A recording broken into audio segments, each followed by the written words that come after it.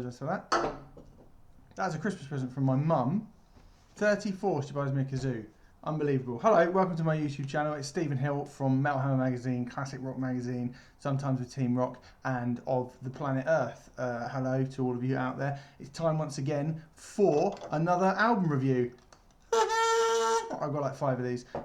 So today I'm going to be talking about the brand new album from Aussie deathcore merchants, Thy Art Is Murder, which came out this week being the second week of July. If you know anything about Thy Art Is Murder, it will probably be from their truly fantastic live shows, bringing an element of fun that was always been sorely missing from the death metal scene, and B, maybe their last album, Hate, which came out in 2013, which was a step up in terms of perfecting that genre of deathcore, which mixed, of course, massive death metal brutality with really groovy hardcore breakdowns. It's funny that all the best bands from the sort of early days, about 10 years ago, of that scene seem to have left the scene behind a little bit. You know what I mean? You look at Bring Me the Horizon, who started off as a very rudimentary deathcore band. What they've morphed into, that'd be the most obvious one, obviously. And then, you know, you look at what Suicide Silence did on the Black Crown.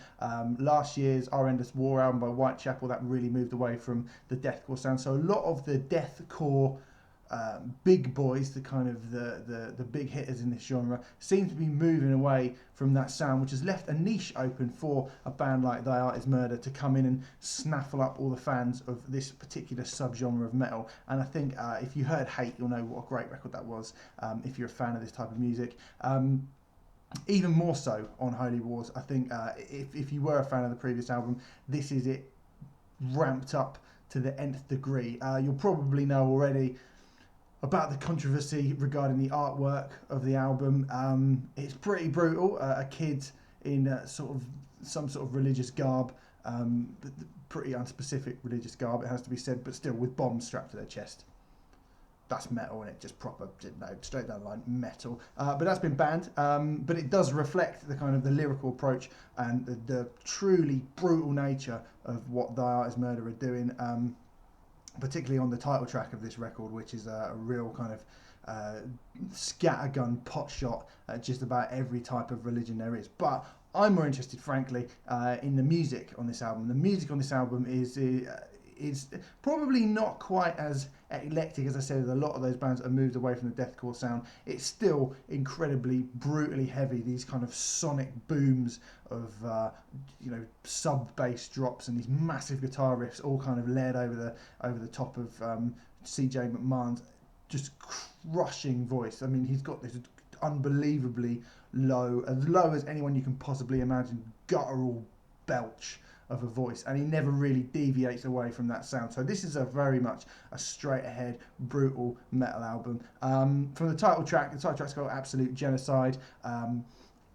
Kind of a slow lead in. They're good at doing these kind of eerie sort of note picked guitar parts that sound really kind of creepy, and then they'll just hit you with this like slug to the gut of a guitar riff, and it kind of carries on throughout the album, really. I mean, like I said, there's not a lot of deviation. They've got their formula and they're kind of sticking to it at the moment, but when they do it, they absolutely kill it. There's a track of like Lightbearer was the first single on the record. That is a brilliant like sort of slow building, bombastic, like brutal, disgusting song, which really kind of, like just moves and grooves in all the right places.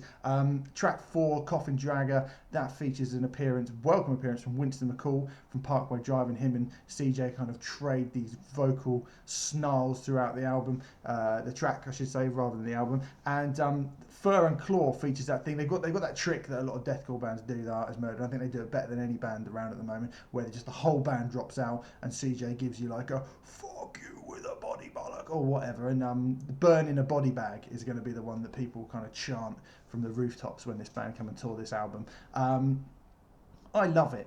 It's only 10 tracks long. It is about, it's like 29 minutes long, which is the perfect length for like a metal album, I think. Like especially a metal album that doesn't really deviate from a core sound, which is what these guys do.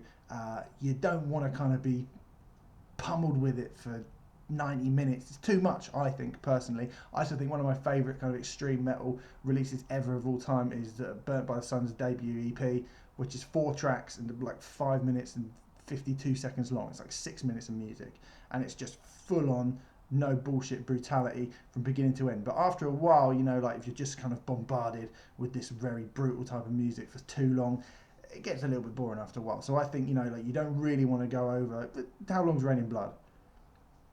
Does it need to be longer? Nothing needs to be longer than Raining Blood. Like, so they did it all in that small amount of time, like 27 minutes or whatever it was. So I think this album's great. I also think people that kind of moan about, oh, deathcore, the thing about Thy Art Is Murder is it's catchy, as well as it being incredibly brutal. Like I say, you're going to find yourself going, burning a body bag for a very long time, trust me.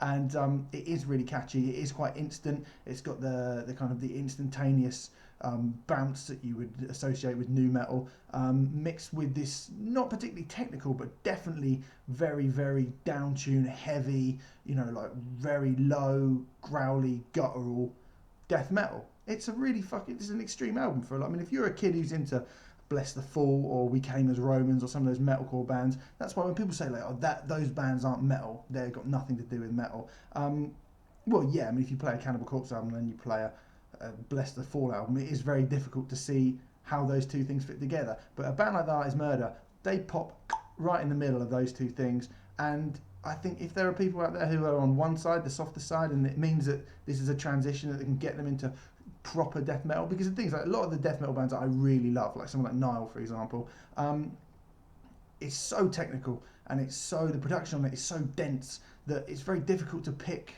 lots of the intricacies out, which means you have to listen to it maybe 5 to 10 times before you can really appreciate the kind of the sonic madness that is going on in amongst it. With a band like Thy Art Is Murder, it's almost instantaneous. You kind of it washes over you almost immediately. I think they're great. I think they're an absolutely incredible live band as well, and I'll be interested to see where they go next, because I would give this album an 8 out of 10. And I'm only going to give it an 8 because although there's nothing on this album that I don't like, I still think there are places that Thy Art Is Murder can go that they haven't been yet. You think what Suicide Silence did on the Black Crown, how that is very much a definite step into a different and more unknown territory from what they were doing before. I very much think Thy Art Is Murder can do something similar to that, and it will be their raison d'etre, their defining moment. So anyway, do you like the album? Let me know. What do you want me to review next? I'll do it. I'll absolutely do it. I've run out of kazoos, but I'll see you later.